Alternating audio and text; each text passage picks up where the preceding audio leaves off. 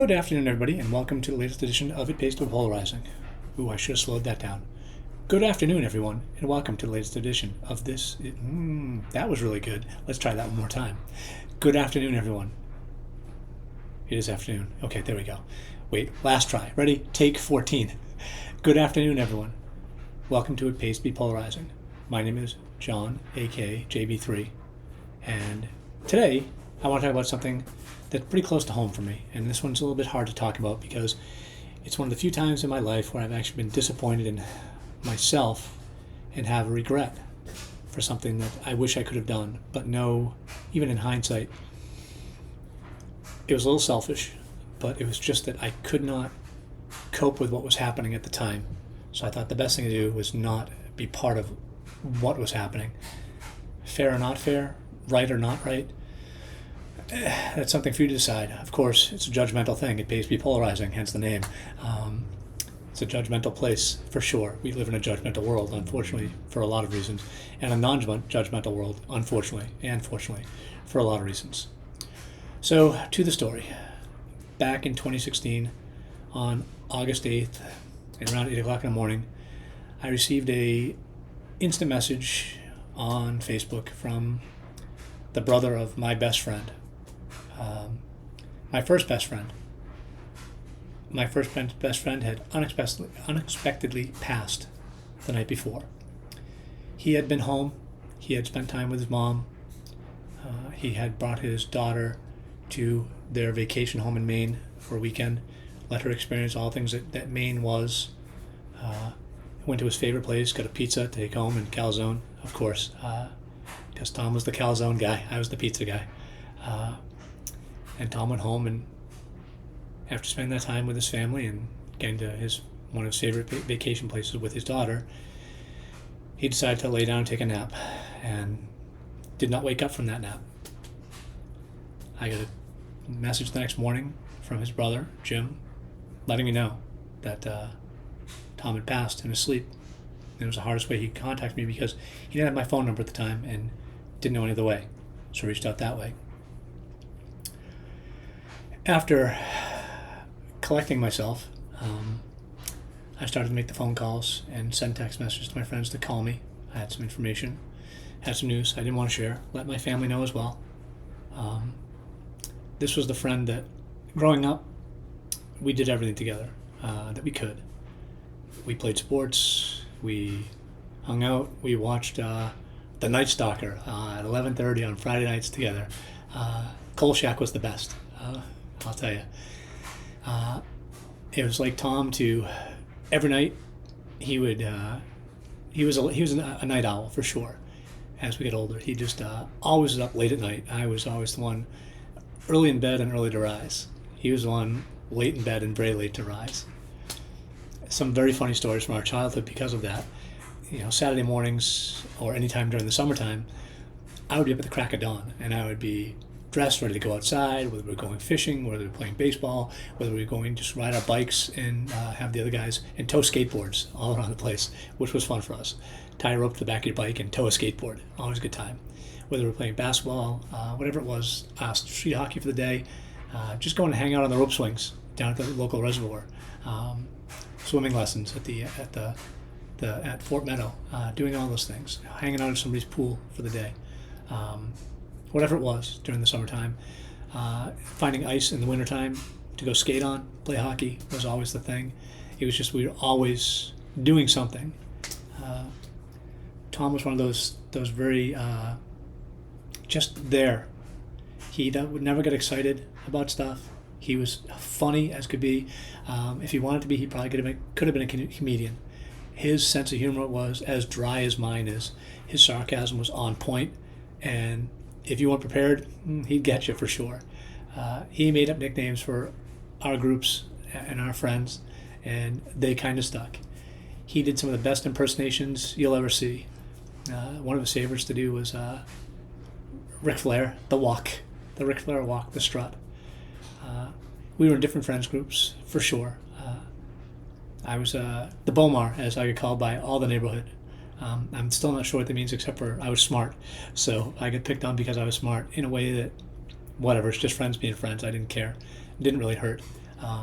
They were a good group to be with all the time. But after getting in touch with everybody, it's the first time in my life I've really broken down since my mom had passed away when I was 19 years old. Tom was not even 50. And just, that's a hard way to, friends for life, and just not there anymore. When I got into my car accident, Tom was the one who knew I would be okay. He was the one person I could say who absolutely 100% knew, even though the odds were very much not in my favor, that I would be okay. He knew that my inner strength would get me there, and my inner strength disappeared for quite a while on that August 7th, 2016. Just something that was very difficult to go through. I will say that his services were in Tennessee, and they weren't in Massachusetts, which is where I was. And I will say that as much as I wanted to go to Tennessee to be at the services, I just couldn't, because I wasn't strong enough to, because it was the one time in my life I didn't have the strength to face the people that would be impacted most. With my mom's passing, I believe, and still believe to this day, I was a rock. I had my moments, of course, but I didn't really flinch when it happened. It was expected. It was a long time coming. When my second best friend of my life, Danny, passed away, I knew when he called me from his hospital room in Utah to tell me that he had gotten through the bone marrow transplant, got through his 100 days, but I knew that when he called me, he was calling me for a reason. He was calling to let me know that we wouldn't be seeing each other again. That was a tough call, but I understood it, and it didn't really. I had to stay strong for his brother, his friends, because they were all college age at that point in time. I needed someone to be strong for them. And in Tom's regard, I didn't know who to be strong for. And the only person I know I needed to take care of at that time was myself for once.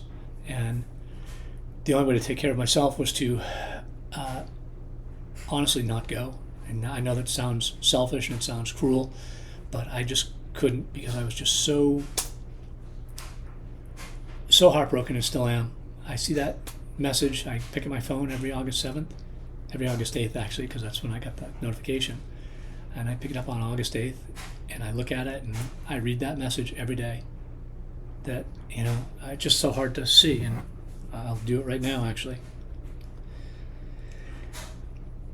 And it's a simple message, but it's right there, and it hurts. John, it devastates me to say this. Tom passed away last night. A heart attack.